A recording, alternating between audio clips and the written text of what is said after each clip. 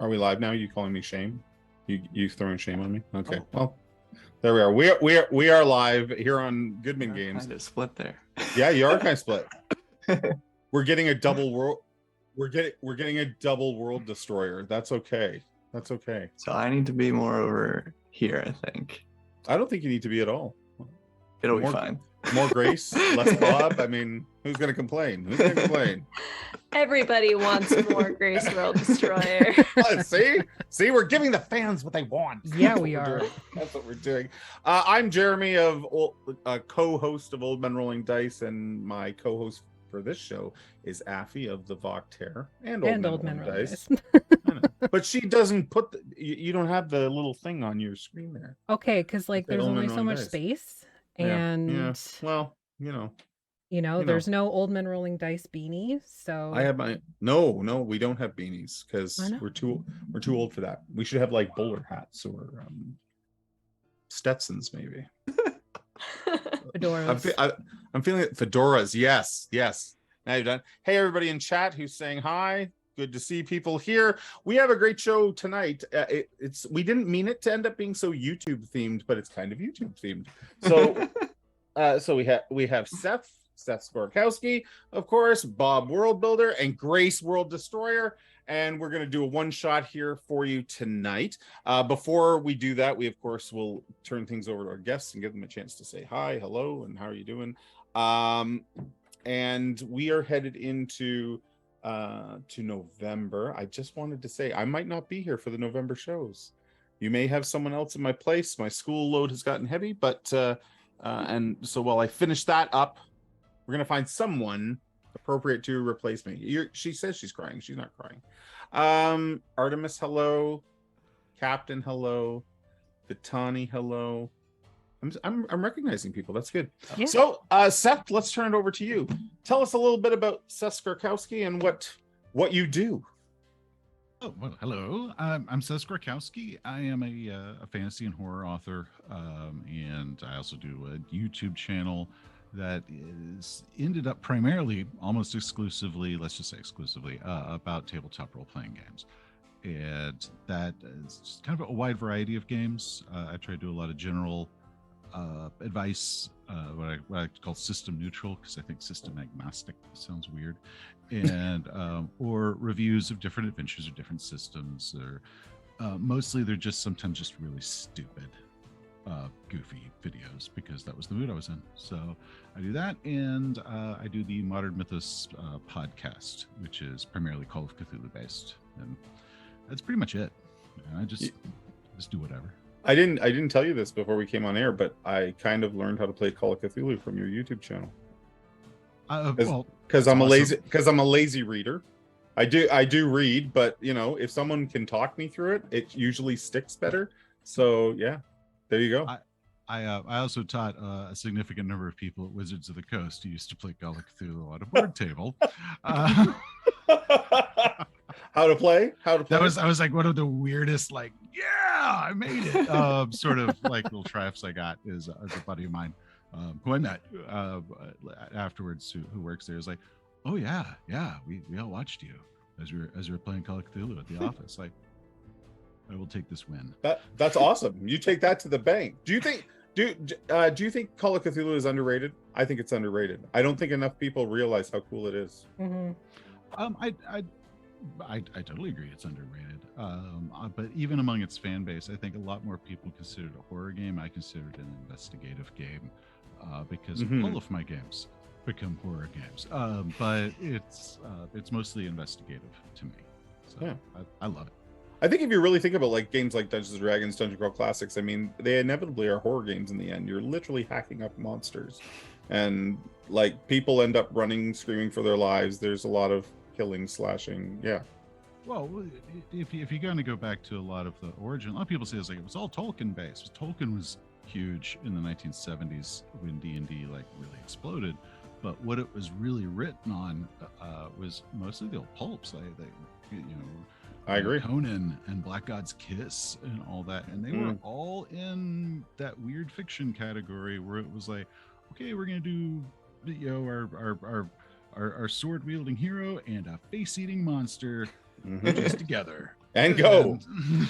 I just did a post today on Instagram about Fritz Lieber and Lankbar and all that, and I would agree with you. I think that's a good place where, especially 80s D&D came from.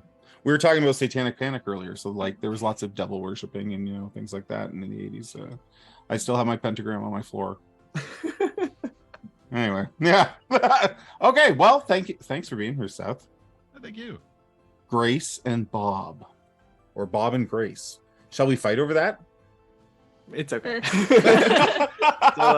So I'm Bob, aka Bob World Builder on YouTube, and unlike Seth, who talks about a lot of different great games out there, I pretty much exclusively frame my videos around D&D 5e, which is the game that I kind of cut my teeth on, as they say.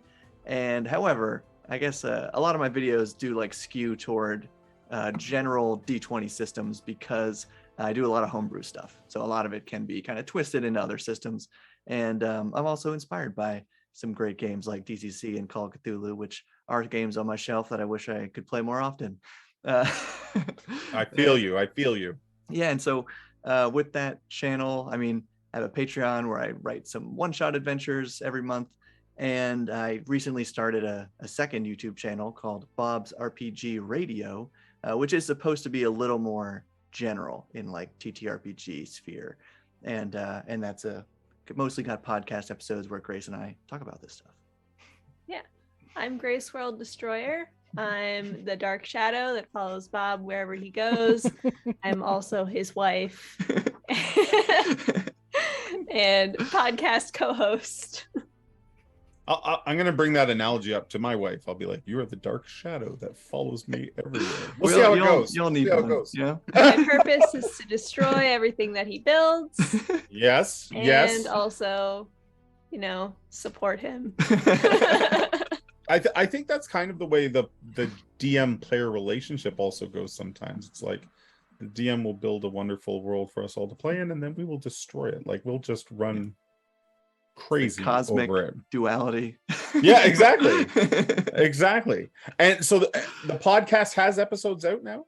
Yeah, so for a long time, basically for like 2 years, we were doing monthly episodes of the Bobcast on my Patreon.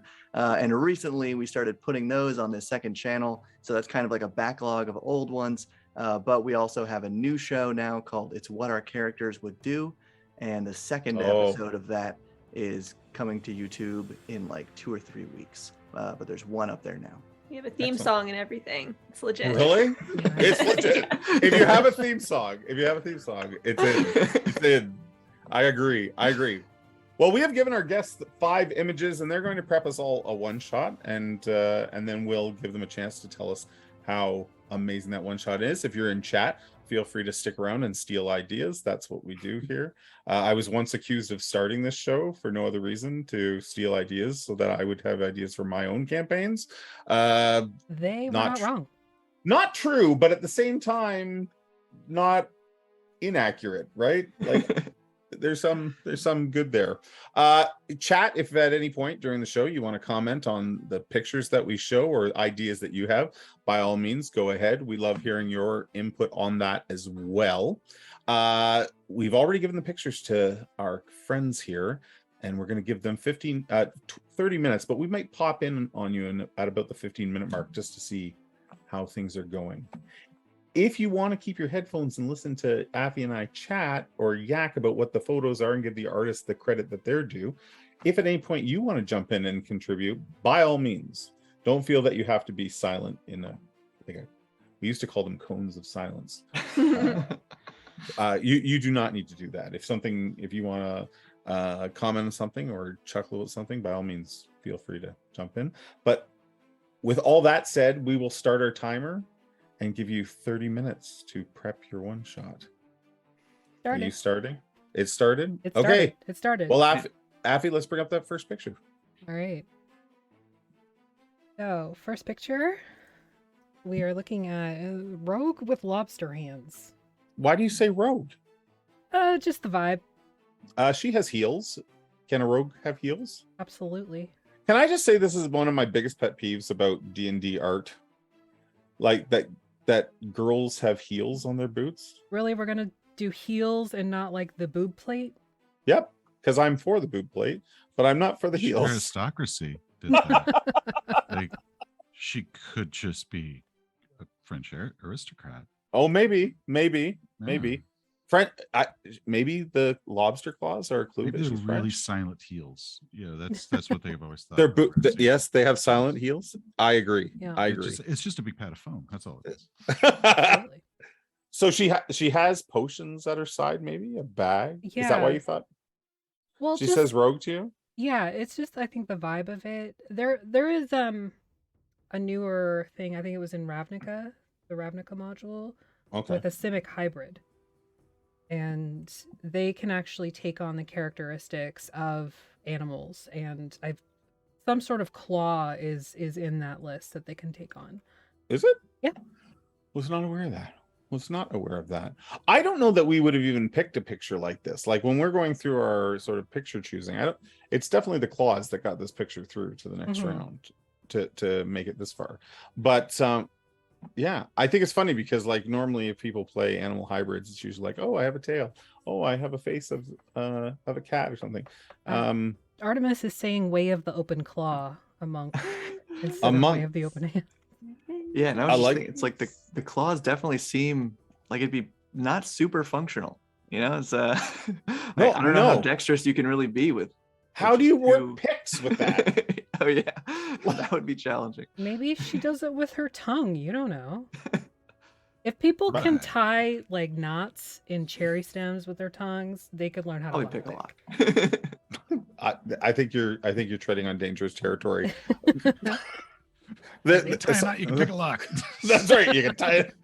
You can dodge a wrench. You can dodge a ball. Thank you. Uh, Thank you. Okay, so we think I don't know. Could this be a tiefling? Do tieflings have to have horns? Could we say tieflings can have claws? Sure. Why not? Like Galabrazoo, those are definitely Okay, like but, like, Galabrazoo with- pincers. Quick side note here. Tieflings in the player's handbook are regular skin colors as humanoid, and then we have got like purple and blue and shit. So like Well, sure. I would encourage anyone to pick any color skin for any race. Like just absolutely. if you want a purple human, take a purple human. Who cares, right? Yeah. Yeah. We'll just wonder what medical problem happened to you to make you purple. Yeah, Captain is also going like claw hands on a thief. WTF, not right. Captain's an old guy though, so you know. Yeah, he's a curmudgeon like you. Yeah. Lobster claw monks. Everybody's liking that idea. Yeah. Some type of blood hunter. Oh, I that'd be like cool. that idea. Yeah. Mhm. Okay, but would- the would you potions make at the this- side are like Yeah.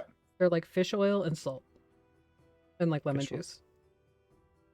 So it's actually cooking? Yeah. That's not right. You can't have lobster hands and be a cook. Why not? You specialize in seafood? Mhm. Mm-hmm. Particularly Yeah. crustaceans. Yeah. Yeah. That would be would you go villain or NPC with this picture? I think this would be an NPC, but the way that it's brought in makes it appear to be a villain or a bad guy of some sort, and then They have a can kind just- face. So I think Well, I mean, this is villain. Like it's totally gonna trick you. yeah, probably. Maybe. Let me get the details on this. Okay. Because we try to credit everyone as best we can. So we don't know the name of this picture. We've simply called it Crab Claw Hands, but it's by Ben Hatke, and we're told it comes from a book called Julia's House of Lost Creatures.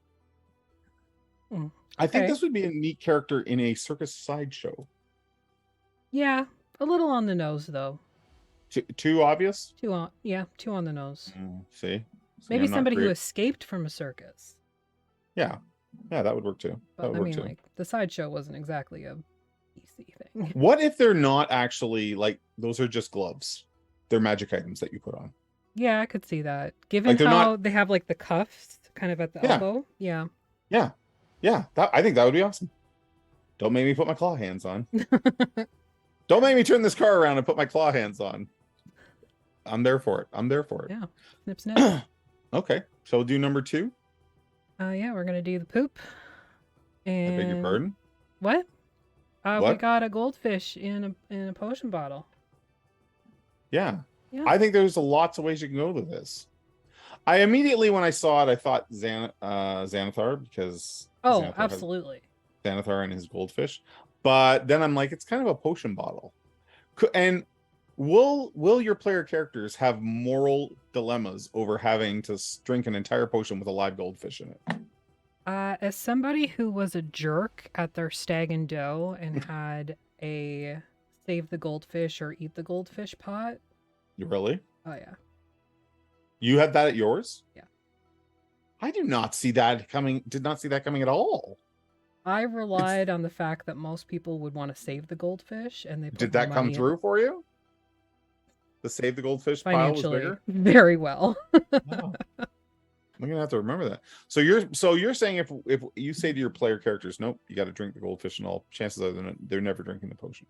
See, I think it might depend on how, the out of character knowledge of the player, because you have things like elixir of life that has a beating heart in it or whatever, or a giant's potion that has a toenail in it, but that stuff disappears when you drink it. Do you not have to like swallow the toenail? No, I think it says I'm pretty sure it says in the description that it actually disappears. I think I've been D&Ding wrong then. You have to swallow it and then use the toothpick to like pick your teeth. Yeah, exactly.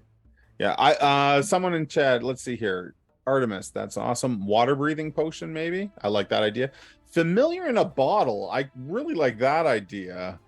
That like yeah. You call your familiar from the ether, and instead of being something useful like a cat or like an octopus or something, no, it's a goldfish. Yeah, I like that. I like that. I wonder if you maybe throw this and it shatters against something, if maybe something happens. What could happen? Like a massive fish come out? A shark? Like it looks like a goldfish, but when you shatter it on something, a shark comes out. I mean, for like an underwater campaign or like a sea-based campaign, sure. I once had a DM in a dungeon have a shark come over a wall and bite me. That was the trap, like a spring-loaded shark. That's amazing. I'm gonna use. I didn't think it was amazing, but you go with that. You go with that. I like that. Like the color of gold is really played up here. Oh, and it's beautiful.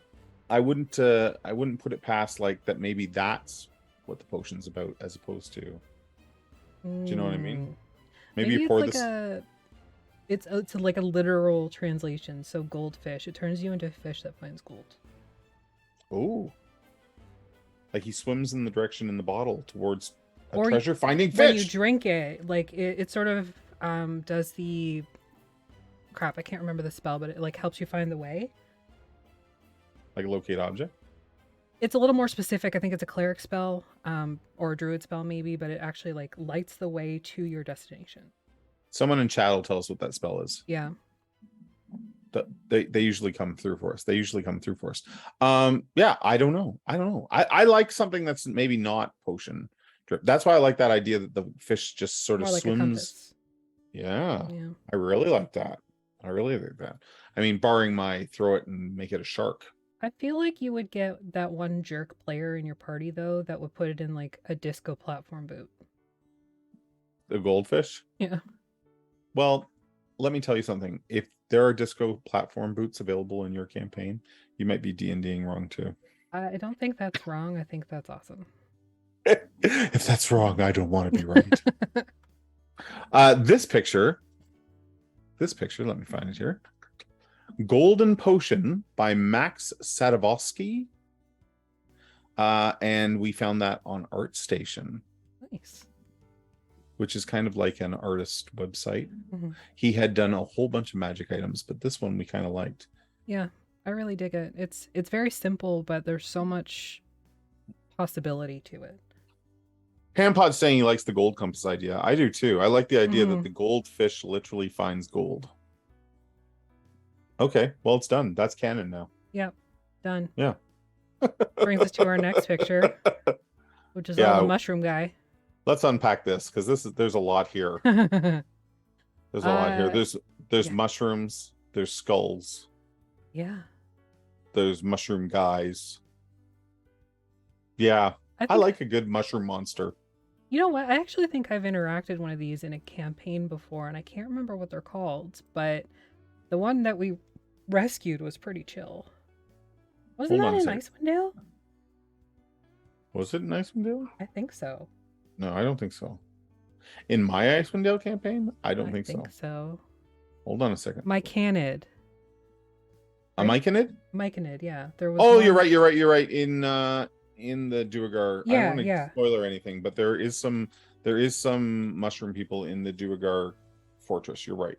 Because Underdark and stuff. Mm-hmm. That's the thing. I think mushroom men get used in like Underdark settings, but not like enough regular above ground sort of. Do you know what I'm saying? Yeah, no, I get what you're saying. I think it definitely is something that could be used above ground. There are mushrooms above ground. Yeah, no, absolutely. But I don't know that they get used as much. I love that he has multiple chins. What's that about? I mean, he's like a soggy mushroom. But that's body positivity right there. Is that what it is? Yeah, absolutely. I don't know. Look, I can have 3 chins too. I'm not looking. The mushroom hat. All mushroom people wear those, like, inevitably the head of the mushroom is turned into a mushroom hat. And this one is lumpy. I know what you want to say. I know what you want to say, but stay on target here. I'm trying. It's really difficult. I think that do you think mushrooms should have resistance to bludgeoning attacks? I would say so, because if you like slap a mushroom, it just kind of bounces back. It's kind of spongy. Yeah. By that same purpose, I think maybe you could hack them up easy. I would say like slashing damage would be super easy. Like they would be vulnerable to it for sure. Obviously, they're going to be like immune to poison. Okay, so Artemis is saying it's an ooze myconid hybrid. Ooh. because of the drippy chins. I think I like that. So am I an ooze Aphi hybrid? I'm not gonna call you out on that. I think you're fine. Don't do that. Captain says, I don't know how they'll tie crab hands to goldfish to the mushroom man. He's at a loss. Well, we have fantastic guests. They'll make it work. Yeah. I'm sure of it. And if not, they die. That's the name of the show. Oh, like, we've never got the opportunity to kill someone. Well, that's because we've had really amazing guests who have used all of the prompts. Okay, would eating a mushroom man be it's not cannibalism, right? Only if you were a fellow mushroom person. Only if you... Okay, so you know how mushrooms are known to have psychedelic effects? Oh, absolutely. You take a big chomp out of those triple chins. Is it psychedelic? I might have the word wrong there. Would it be psycho... No, psychedelic. Psychedelic? Yeah. So could you chop up a mushroom man for a soup? I say that sounds like Friday night. And yeah, I would not want to eat cream of mushroom soup. That's all I'm saying. I think it would be very on point if you killed this mushroom person and then in the next session your group mom or group cook serves mushroom soup. That would be awesome. Okay, so the skull in the picture is the one thing that I just wanted to talk about before we move on from here. Because the skull makes me think that this is not a friendly mushroom guy. Yeah, but also, or is the skull like you show up at his little mushroom grove and there's skulls everywhere and you're like, oh, I'm sure he's friendly. I mean, he could be super friendly. The problem is he's poison. He's poison. So he's like, I just want to give you a hug, man, and then you die because he does like the voice that you just did, I think, is spot on for the mushroom man. Yeah. I do stoner really, really well. It sounds like I was gonna say it's a little bit stonerish. Yeah. Yeah. That is. He could be Canadian. He could be like, "Good day, eh? Good day, I just welcome to my grove. Welcome to my grove, eh? My grove is groovy. Come here, you hoser. Come here, you hoser. Yes. Either way, I think if you see a skull mixed in amongst the mushrooms, I think you have to be. See, I would vibe with the sort of like horror element of it where you don't realize it's a skull exactly until you're within like 10 feet of it or you move to a certain side of it. So it's actually like grown, like a mushroom has grown up under the skull. Yeah. And then it's too late. no, it's too late. And then you realize. And then you get mushroom hugged. Stoner Shroom Head is actually the bad guy. No, see, I don't want him to be the bad guy. I want him to just be like. Okay, if he's not the bad guy, then you're gonna make Claw Hands the bad guy, Crab Hands the bad guy. Maybe. Maybe. Maybe nobody has to be the bad guy. Maybe there's no fighting in this campaign. We're not playing that kind of D&D here. There has to be a bad guy. I'm not going. No. What you're suggesting is an entire role play session, and I won't have it. Someone has to fight every session. I'm that guy. I know you are, but you fail. I know. My campaign is proof. The mushroom head dude is just your friendly neighborhood shroom dealer. Yeah, and he'll like point to the skull and be like, he did heroin instead.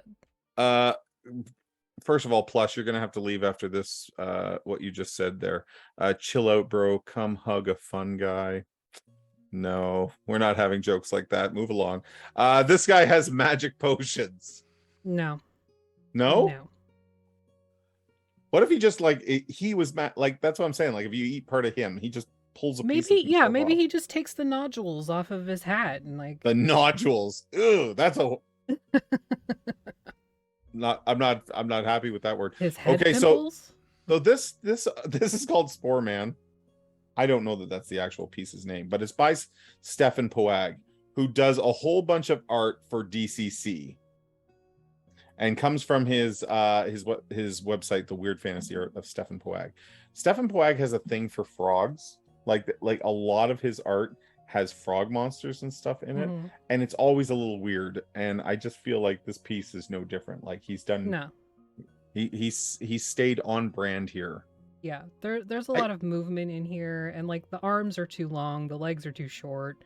The mushrooms are like, whoa, bro, just back off, man. We didn't even talk about his ears. No. Like that's something right out of the Muppet Show. Yeah. Right? Like that guy's on stage at the Muppet Show with those ears for sure. And his eyes, there's kind of blank stares. They're not like. It's because he's stoned. What? He's stoned on himself. He just like eats his head nodules and he's done. Stop using the word nodule. I will not, because I know it makes you uncomfortable now. It does. It's a horrible thing. Okay, so we're halfway through the pictures. So let's check in with the guests and see who's doing what. All right. Seth, is there a picture that sort of started you down your one-shot journey here? Or maybe a picture that like you're just like, I don't know what to do with that. Oddly, the one that I think is probably the easiest to do something with, I'm having the most trouble with, and that's the skull and the sword. Okay. I got everything else, partially because the girl with the claws reminds me of a story that I've had on the burner that I've been wanting to write for years. So it's like, okay, I could follow that, which led me to the fish, which led me to Shroom Head, which led me to whatever that noodly door is.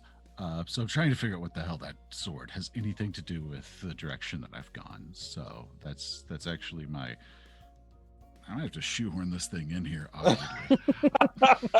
That's okay. Bob, how about you? Is there a picture that you're like, I'm gonna start here with this one? Yeah, I don't know if it's just the color contrast, but I was immediately drawn to the fishbowl motion here. Yeah. So that's where I started. And that was, I don't remember if this was right at the beginning of the show or a little before, but when I wrote down like a single word and Grace was wondering what that was about that drawing. And I wasn't sure if that would be where I kind of ended things or started things. Yeah. But that is like the focal point, I guess I can say. But I'm leaning, it's coming in at the end, I think. So the trouble then, like most of my time so far, was just like trying to nail down the order of these other ones. Because I do want to use them all. Grace, how about you? Is there one that works or doesn't work, or? Did you manage to steal the word? I've not stolen the word yet. Okay. But I was really drawn to the image of that like doorway with Yes. tendrils around it. Yeah. So that's kind of where I started. And I've already kind of like tied everything together. So Good. So maybe the World Destroyer isn't just a destroyer of worlds, but Sometimes you Yeah. need it's- to destroy to rebuild. I have It's to like- build the world to destroy it first. It's so like the I can't rely forest- on Bob to do all the world building. the forest fire that like grows new life from the ashes. Yes. Yep. Yes. I like that. The seed of new growth. We will let you guys get back to it. Honestly, before we do though, somebody in chat, Plush was like, "You guys got Bob the world builder." And We- Do that now. Squee Hello. fanboy, and then he said, "And Seth, I gotta go lay down." What this Viking? You need to check out Grace now. Grace is the dark shadow of Bob, Yep. and everybody knows a dark, gritty story is the best kind of story. truth. Truth. Okay, we'll let you guys get back to your match. Yeah. What's our time? What's check? our How time long there? are we? 8.5 Abby? minutes. 8.5 minutes 8.5. left. Okay. You can do this. You got this. You Oh, got yeah. You're fine. You're fine. this. So I'm putting this one up without comment. Okay. You don't like it? Why without comment? You don't like the portal? This is a family show. Oh, okay. Okay. Wow. Really? It's You right there. You say that in everything we do. It's like It's a right what- there. It's is it the literally right Rorschach there. I'm looking test? right The at it Rorschach right test? now. Okay, It's right okay. there. Okay. This is some sort of interdimensional portal, maybe. It has tentacles. It has a large eye. Is that an eye? Maybe. There's 4 planets or moons above it. What's below it? Those look like caskets. The taint. What? I don't know. I love how I don't this know, one I'm stuck. picture has record. This one, Aphi is rarely speechless, rarely. But yeah, Captain, you're exactly right. Eldritch portal in the astral sea, Artemis says. Plush Viking says a sphincter of doom. I think we can say that. There you go. Well, I would I mean, say the things I on like the it- bottom are caskets now that I've zoomed in on them. you think they're caskets? Or, I don't or know. some What sort of transport vessel of some type. I feel like this picture could have been an 80s, no, probably 70s, a 70s sort of metal album cover. Yeah, probably. Yeah, or some sort of like like Iron Butterfly. This could have been an Iron Butterfly album cover. Yeah. Yeah. There's butterflies in the background, or what are those? They look like butterflies to me, or Or are they fairies, fairies? maybe. Fairies? It does look like there's a mushroom there too, like that sort of glowy There's- silhouette thing. Where's there a mushroom? Right they're above coming out- it. I don't know if that's a mushroom or not. Well, If it looks is a mushroom, mushroom-ish. if it is a mushroom, it ties everything to our mushroom man. Yeah. Okay, give me a zoom out on this picture again, because it's I have to. fantastic. Yeah, it's fantastic. A hero says the butterflies make me think it's a place with some good. Exactly. Like it can't be that bad if it has butterflies, right? Or can it? Yeah, I mean, no. I would not say that this looks like a friendly portal. I would no. No, no. I like the idea that with all the different planets and moons or whatever they are in the sky, that like it implies that it goes to other places, other worlds, other. Yeah, I would see this in like a Spelljammer type situation, to be honest. I actually, when I saw this, I was like, we almost went a different way with the pictures we picked tonight. And I was like, when Jason and I were looking at pictures, I'm like, this one hits me very hard in the Cthulhu and the Eldritch horror sort of space. And I'm like, maybe that's where we should go with all the pictures. But Mm, I was outvoted. I didn't I get was a vote. outvoted. I know. Well, you don't get a vote on the picture. Do you want to be in on the pictures discussion next time? Yeah, Okay. Okay. only been doing this a year and a half. Oh, jeez. You know what? Look, what's Viking saying? Doesn't look anything biological at all. The placement of the knobs and circles are in no way sus. Exactly, I agree. I didn't see it until I saw it, and now I've seen it. Shall we move on? Let me tell you what the picture is first. The picture is called Entrance by Peter Ziga, and we took this from his DeviantArt. Zig. Ziga. Oh God. Okay, I'm taking There, it this one could off be the a screen now. Peter Ziga for a Frank Zappa album. How There about you that? go. Perfect. Ziga Yeah. Zappa. Now, speaking of like 70s, 80s metal music covers, Yes. this is Yes. right up there. Just so you know, when I think of Dungeons and Dragons, I think of pictures like this. Yeah. Like, yeah. We're gonna take the Satanic Panic and be like, hey, yes, that's exactly what it is. Mm-hmm. I've actually thought about doing that with more and more of my games. Just like lean into the fact that the game was accused of so much in the Satanic Panic and just actually involve that sort of stuff in the game. Obviously not killing people. I'm not looking to harm anyone. But you know what I mean? Just like lots of demons and devil summonings and things like that in more and more of my games. So that's all it is. So that if someone like walked in, they'd be like, oh my gosh, all the stories are true. Some poor old lady will go play at like a retirement center or something in their, Yeah, their exactly. room, and they'll walk in and see everything. Not to get too off track, but you know, like people my age, maybe in another 20 years, we're all in senior homes, right? Yeah, and you're all going to be playing D&D in the senior I hope home. I'm still DMing.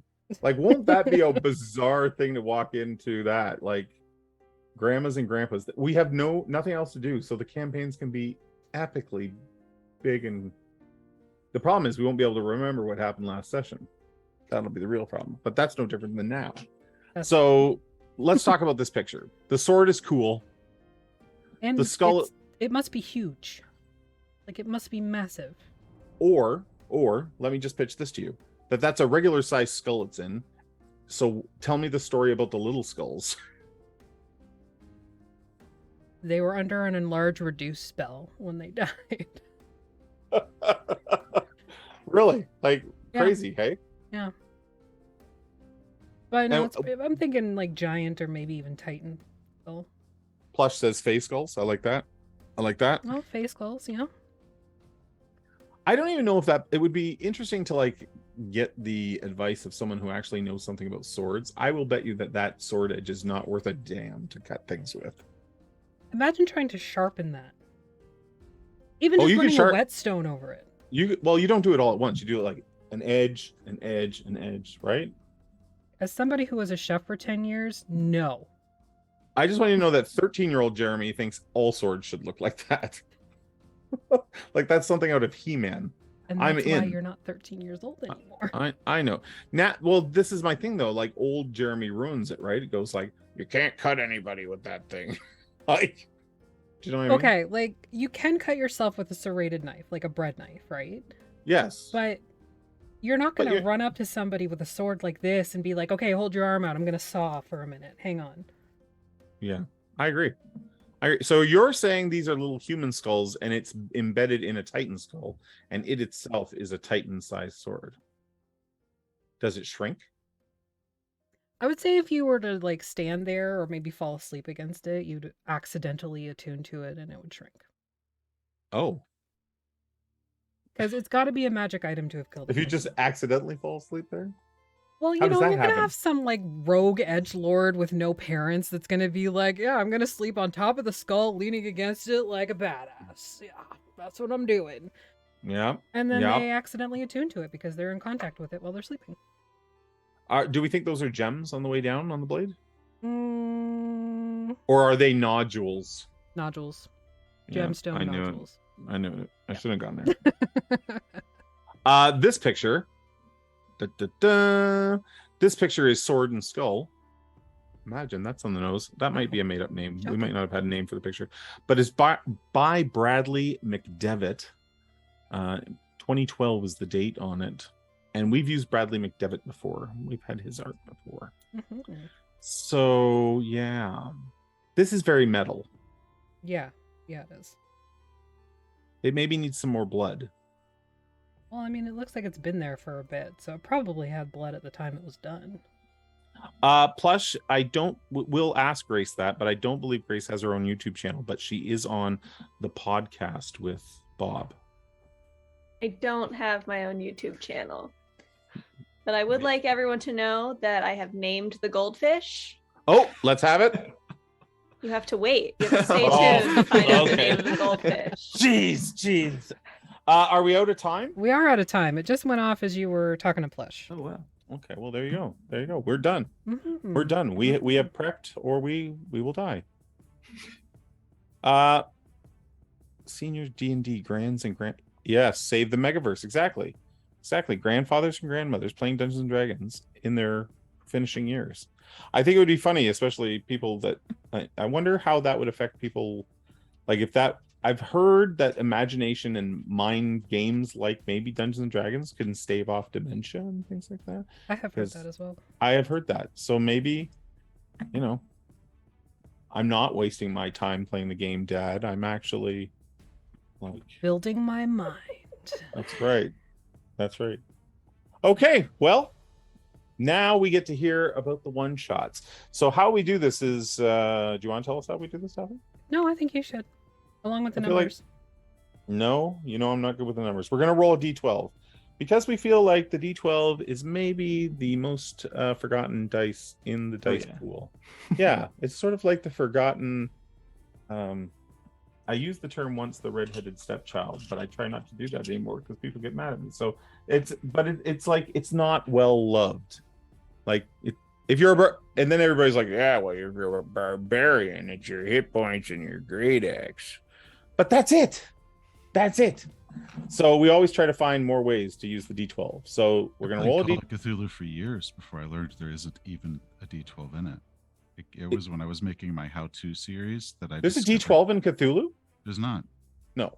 There's no d12 in it. And like I always had it out, and it just never occurred to me that I never rolled it. So I was making my whole series of Call of Cthulhu. I was reviewing their starter set. It didn't come with a d12. I'm like, how can you guys not have a d12, guys? God. And then I looked up like, oh, I've been playing this for years, and I never noticed. I'm dumb. Yeah. No, I know. I love the d12. I like the way it feels in my hand. I like the way it rolls. It's just a good, solid dice. Sure is a shape. Nobody uses it. I like the double six. 2 6-siders? Where you put the 1 through 6 on it twice. There's Yeah. the actual double six that does it, and then the official Skorkowski Q Workshop dice also has a double-sided D6 on there because I like the way they roll better than cubes. So like it's a d12, but it goes through 1 to 6 twice. Hmm? This is brilliant.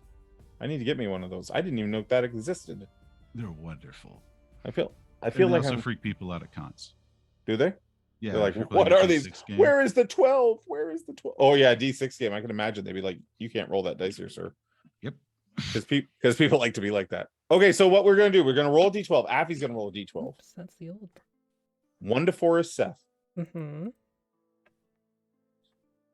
5 to 8 Mm-hmm. is Bob. 9 to 12. The reason Aphi's like looking at me and smiling this way is I usually get it wrong. 9 to 12 is Grace.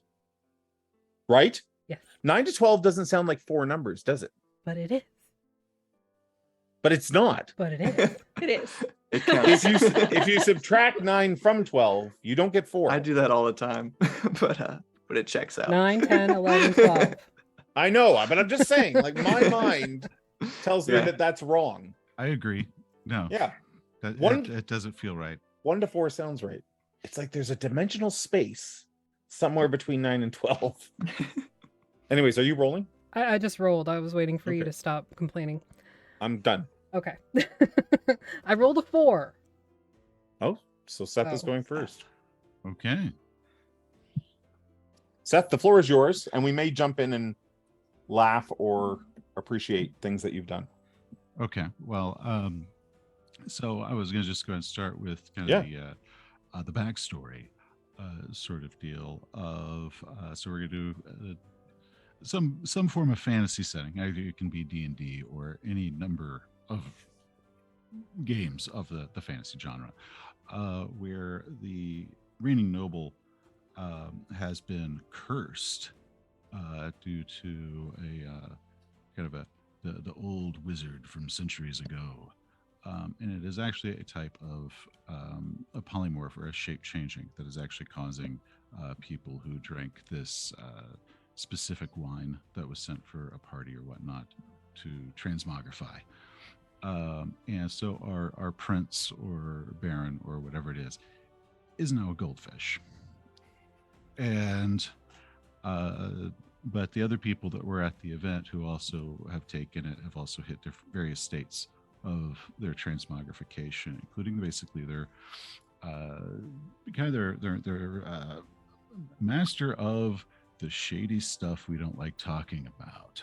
I was thinking of Ufer from Dune, where it's like, yeah, I do all the dark stuff. You're not supposed to know. However, she has also been partially afflicted as well, hence the crab claws. But so the heroes, when they're hired, they actually don't know who this is. They're actually brought into the inn, more of a darkened room, and they can see her, they can speak to her, and they can also hear another voice if they actually push it. But they're not supposed to hear that at first if they just take everything at word. But their task that they're hired to do is they're actually sent to a series of caves where there is a type of mushroom that grows every 50 years or sometime. They actually have to collect its spores because they believe that the spores are needed for a type of spell.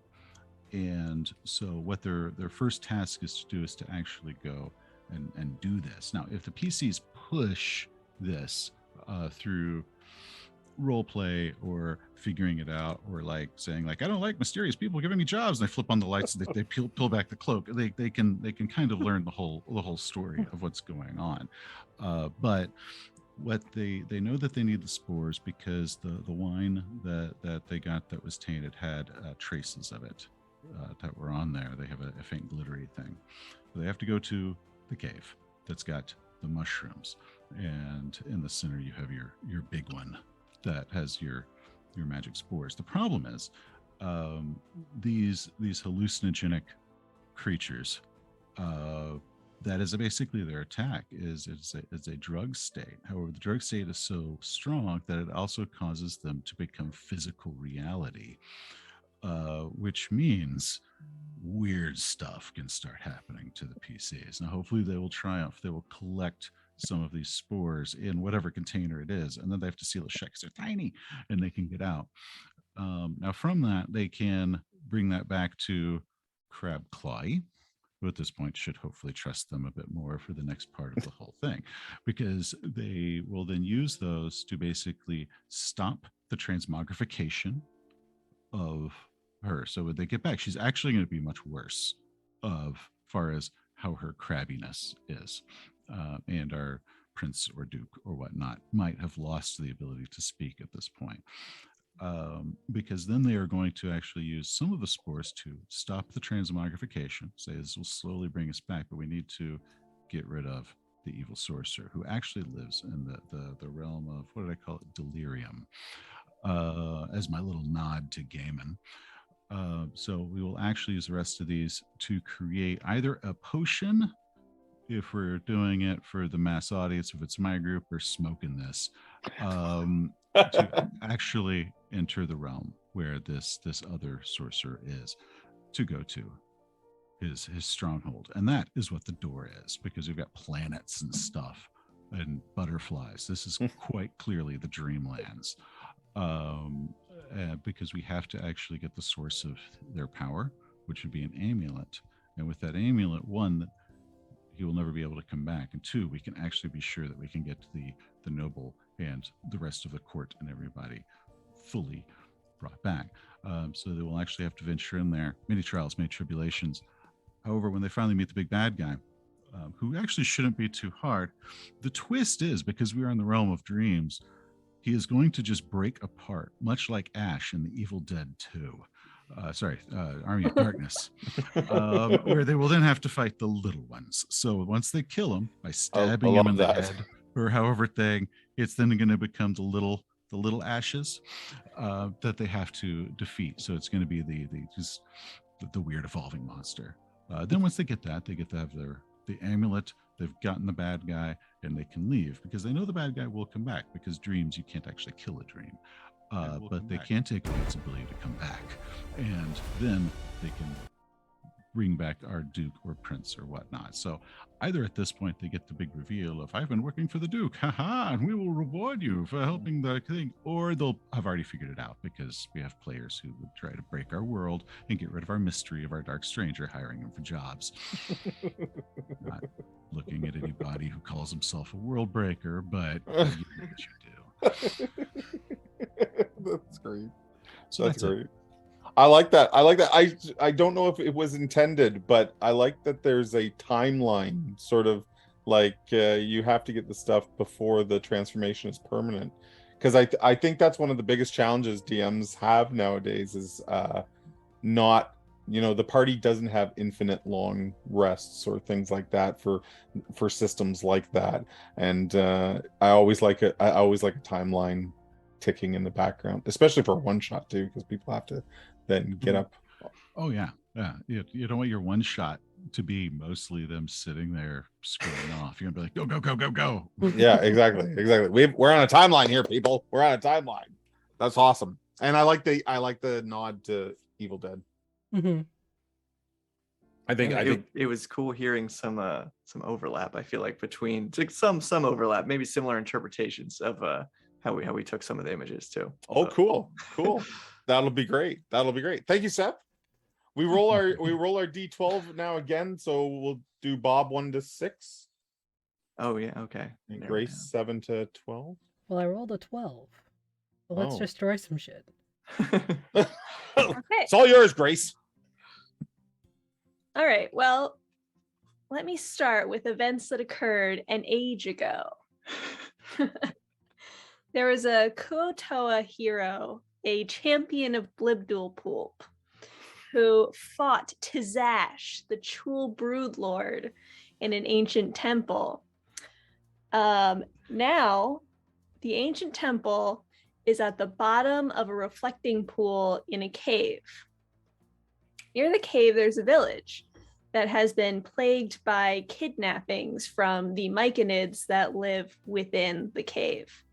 The party is hired to investigate, and as they confront the Myconids, they find that they have all developed these strange mutations, like aquatic mutations. They get to the villagers, rescue the villagers, hopefully they make it this far, and find that some of the villagers have also developed these mutations. The Myconids have been feeding the water from the reflecting pool to the villagers to force them to mutate. Among the villagers is Pippi Carcino, who's got crab claws. Amazing name. You win right there. That was it. I didn't think it could get better after you said Blibdool Poop. I'm like, oh my God. But you've just done it. You've done it. So now Pippi is a scrappy young lady who, with the help of her new giant crab claws, wants to help the party figure out what's going on with this water. So she tells the party of this legend of a powerful sword that lives within the temple to entice them to dive in. That's like the DM tool, trying to give them a reason to go in this pool in the first place. However, when they dive into the pool, two things happen. One, they each develop their own aquatic mutation. It could be tentacles, their own crab claws, eyes of a mantis shrimp, anything cool like that. But additionally, the ability to breathe underwater to make this all work. And their name changes to something hilarious. Yeah, their name changes to something cool. So they can swim now down toward this ancient temple of Blibdool Poop, where their first test is the tendrils around the mouth of the temple come to life, and they begin attacking the adventurers, trying to keep them from getting inside. Once they're within,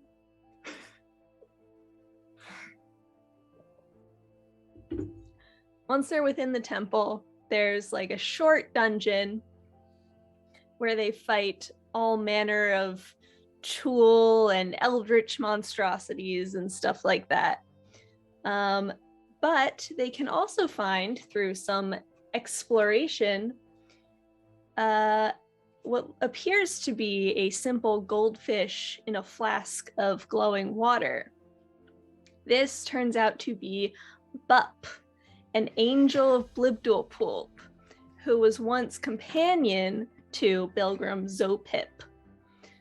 The party can learn through Bup the trials of Bilgrim versus Tizash. And at the end of the temple, they of course find Bilgrim Zopip's sword embedded in the skull of Tizash, the Chul Broodlord. Tizash's madness is seeping out through the sword, which, like the Kuo-toa themselves, has the ability to amplify the desires of one who holds it. So Tizash's madness is what is infecting all the water that infected the villagers and the Myconids. At this point, Pippi rushes ahead of the party and grabs the sword. As it turns out, she was not a villager from the village nearby, but a cultist of Tizash who wants to become Tizash Reborn. She takes the sword, undergoes a horrific transmutation into Tizash, the Chul Broodlord, and the party must fight Tizash with the help of their aquatic mutations and perhaps Bup, the angel of Blibdoolpoolp. And that's it. That's amazing. The names are amazing. We're married. There you go. There you go. Just the use. I mean, after Blibdoolpoolp, I was like, amazing. That is such an old school reference. I don't even know. Is Blibdoolpoolp? He shows up in 5e a little bit. Does it? Yeah. Does she? It? She. Okay. Yeah. I didn't even know. A noble. Yeah. That's awesome. Yeah, I really loved how there was actually like a twist at the end with good old Pippi, and everyone saw it coming. Like, that's such a lovable NPC right off the bat. So I really, that was awesome. That's why you'd never trust a woman with crab claws. She doesn't even have to go with the party. Like, if they don't want her to come, she can either run in and beat them in there. She can follow them secretly after. Yeah. I think either way, I mean, showing up at the end, again, a really nice way to wrap up a one shot too, to go from like having the NPC that they met at the start then turn out to be the villain at the end. I like it. Thank you so much. Thank you so much. I've already started Googling all kinds of images of Blibdoolpoolp. Yeah, I like Blibdoolpoolp. I do too. Clearly more than I realized. I was like, yes. Okay, Bob. We can roll if you'd like. If you'd like. I'll have to. That's on 1 through 12. Bob, here we go. 1 through 11, 12 reroll. Yeah, 12 reroll. Okay, Bob. So yeah, my I'll start with my inspiration, I guess. I saw that goldfish-esque potion, whatever liquid, whatever it's supposed to be, and immediately just thought of the idea of the thing that I don't think is actually true, but like a goldfish having a 3-second memory or whatever. And I wrote down the word memory. I'm like, this is a potion of something with memories. And so I titled my adventure here, The Dead Dream. And I'm assuming this is kind of general fantasy, but definitely playable in D&D, most likely fairly high level. But the adventure begins with our parties meeting. It should have been Pippi Carcino. I wrote down the first name I thought of was, for some reason, Clara. our crab-clawed human rogue, very recently retired adventurer because of her very new crab claw condition. It turns out, she tells the characters here, maybe they're members of a adventurers guild of sorts with her, but she wants to pass on this mission that she is not able to complete in her current state. She was investigating the legend of Queen Aliban, the first and the last, thought to be mythologized as the richest ruler the realm has ever seen, and Clara here tried to tap into these long dead memories of the location of her lost hoard by melding with the myconid or other mushroom folk of sorts who are able to transmit memories through time immemorial. It's unknown how far these really can go back, as long as they have had some connection to the individual who had these ideas in the first place. So she wants your party to find the location of Queen Aliban's treasure and maybe, take a share in that at some point. But your party must travel to the Underdark, of course, to meet these mushroom men. So much of the adventure here is going to be traveling through your endless underground tunnels and rivers, and you're probably fighting some drow, some classic good Underdark dungeon crawling happening. But finally you meet the mushroom folk, and you're able to meld with our fellow here, who I've named Hamlet, who likes to read poetry while hanging out with his skull. And and eventually, through melding, you do unfortunately have to roll on an obnoxiously large random table to see what mutation your characters are going to get by going through this process. So hopefully they don't end up like Clara, or at least if they do end up with some kind of condition, they're got the spirit to continue on with the mission.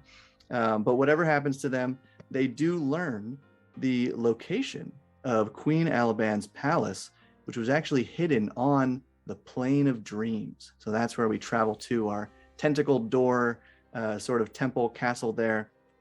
How the party gets there, that's up to them.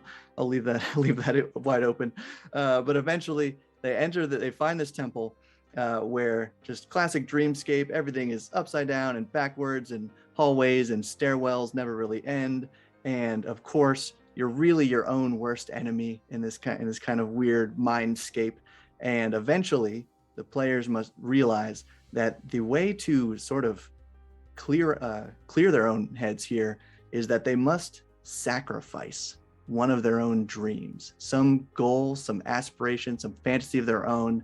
They must sacrifice it to this temple in order to see through it all. And only by doing so, they can, again, kind of clear this mystical landscape and find themselves right at what appears at first to be, at least, Queen Aliban's treasure hoard, a massive, Smaug-esque pile of gold coins. No dragon atop it, though. It is a series of a few skulls, one of them with this gnarly sword wedged into it. And as soon as the characters enter this space, they must fight the apparent demi-lich-esque skull of Queen Aliban to claim her treasure. And assuming they survive this epic battle, what happens is, as the skull is destroyed, the treasure hoard disappears. It too was part of this dreamscape, and all that is left is this little golden orange potion with this arcane sort of essence of a goldfish in there, not quite a tangible material goldfish. And by drinking this potion, they learn Queen Aliban's own sacrificed dream, which was for a peaceful kingdom with wealth enough for everyone, but her own dream was torn apart by just the greed of her subjects, and she was never able to achieve this dream herself. But this dream carries with it, from all her power, the power to cast a single wish. And so that's then left with your characters to decide what to do with it. And I you like can that. only wish for the friends we made along the way. Well, that's Pippi Garcia. Very And cool. Buck. Don't forget Buck. And There was, I see what you mean by it. There was a bit of lap. There's a bit of overlap. The Dreamlands and the yeah, Dream that's Worlds and what stuck everything. out to me at least. Yeah. Have we used have you guys found that you used dreams in your games previously? I think dreams is a pretty common fantasy thing, right? We actually talked about that in our recent podcast. Yeah, the most episode recent we one. just recorded, if just to plug it one more time, we were talking about clerics was kind of the topic of this episode. And one of the questions, like an audience question that we answered, was about ways to have your deities communicate with their worshippers. And we talked about dreams being sort of like not an overused exactly, but a very frequently used way most common. that I find at least GMs and want to communicate from supernatural force to player. So we talked about some alternatives to that, I guess. Yeah, that's I think you're right. I think dreams get used a lot. I don't know that they're overused. I've never had a player go, "Oh, another dream sequence." They're always excited. Yeah, they're to always get cool. one. So Yeah, Seth, you were gonna say you've used dreams and I've used them some. In Call of Cthulhu, there's the Dreamlands, which is the realm where you can ride a cat to the moon to meet the moon cats and that sort of thing. Which I'm actually not a fan of. They're like too weird for me versus my gritty noir, and all of a sudden we're riding zebras and whispering to the cloud fairies like, this we've just jumped the shark and Cthulhu. I have trouble with it, but a lot of people love it. I'm the outlier. But yeah, I have used them in adventures. I've learned the hard way. They don't like the you wake up from a dream at the end. So I don't do that anymore. Oh yeah. But no. Has anyone ever done that though? You wipe your party and then you go, I got to do something. So it was all dream. I've never done that. I actually did one where it was a test by a wizard. He actually threw them into a situation you can't win to see how far you can get, and that was part of it, because it was a dream. But a player had that happen before, and he kind of assumed that's what it was, and just became this unruly jerk for a while because he thought that's what I had done. I was like, no, that was like the plan the whole time. We got it from the D&D Adventure Nawan from Nightmare. That's how it opened. I just stole it all. So I learned never to do that, because even if you hint at it, when I had one player that would just go like, burn the world down. Yeah. It went disastrously wrong for me. I thought that if I put my characters against a ridiculous monster, I think it was a Trask, that they would realize we're not even, like, Jeremy has totally missed the mark on this. We are nowhere near capable of fighting Trask. I did that, and the Trask began to fight them and began to kill them off one by one. I was much younger, a teenager, and my younger brother just stood up when he died, and back then, I mean, we didn't have digital copies, tearing his character sheet up, just calling me every name in the book. And then I realized it all has to stop here. I'm like, hey, hold on. And yeah, it went horribly wrong, and I've never done anything like it since. Because I just think of that. No, you just kill us for real. Yeah, I'll just TPK you. I don't have a problem with the TPK. I'll put everybody down.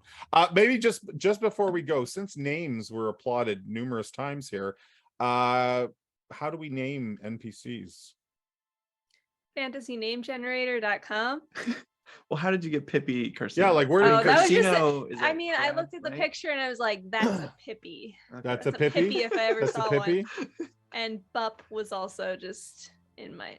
But if you were sitting down to do a game, would you go to, like you mentioned, the name generator? There's lots of them out there. You use stuff like that? Yeah.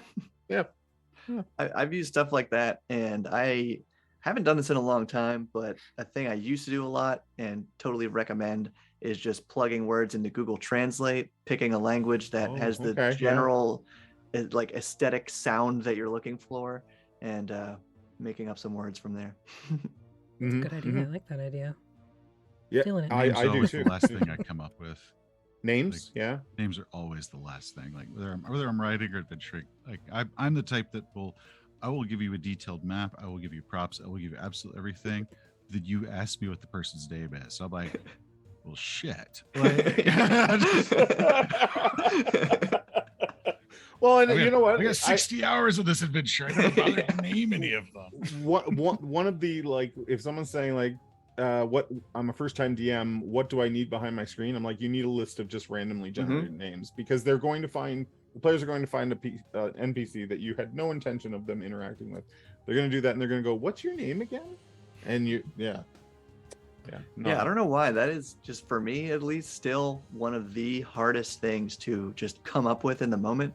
So that is, I'm the same way. Like, that is the one thing I really need behind the screen. It's just but I think the case. right name, like Pippi was obviously the right name. Just call them all Pippi. Yeah, I think that makes for a good game. Like, if like the names are on target, that's true. There's an immersion, an extra bit of immersion that happens, and so maybe on the fly, not so good. Chat is also saying they use Translate. Interesting. I'll use Translate if I want to have a character with a name, and they're going to, usually it's when they're going to betray the party, that I will have like a hint in the like a name, hint if they can figure in a it different out. language that they're going to do something like that.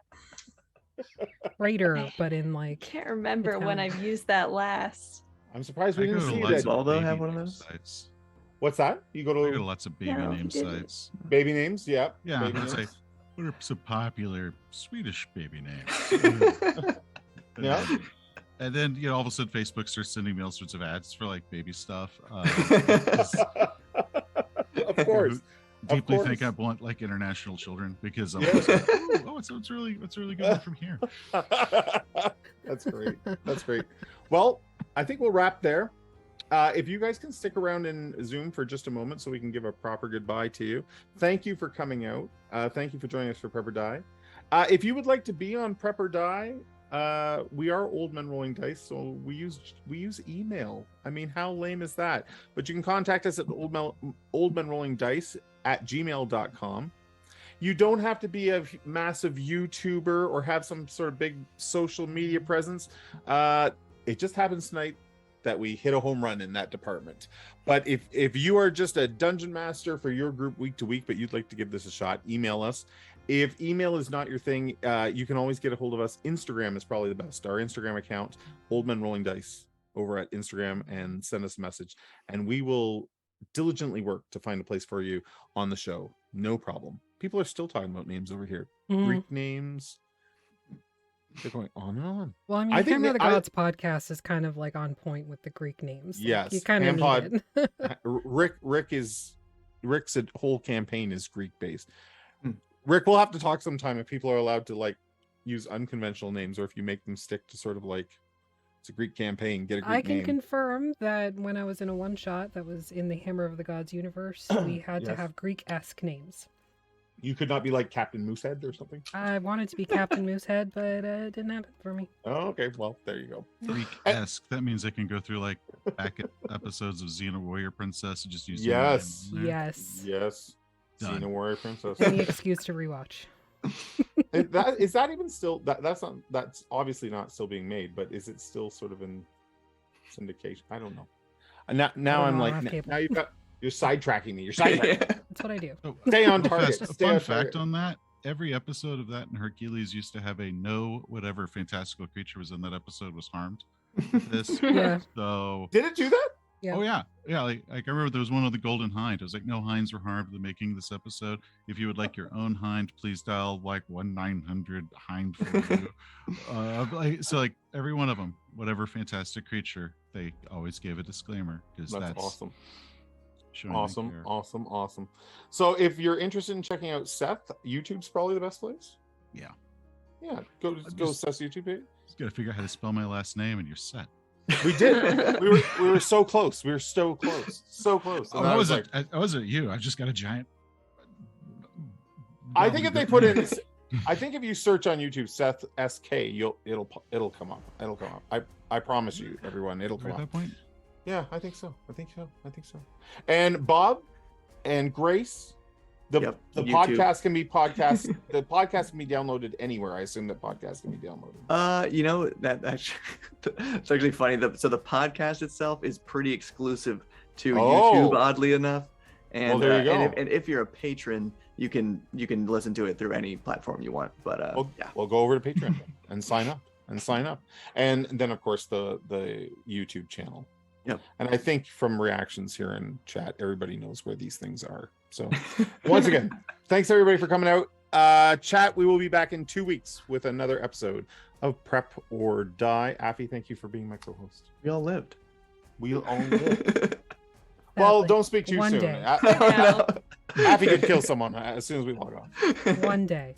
One day it'll happen. Good night, everybody. Thanks everybody. Holy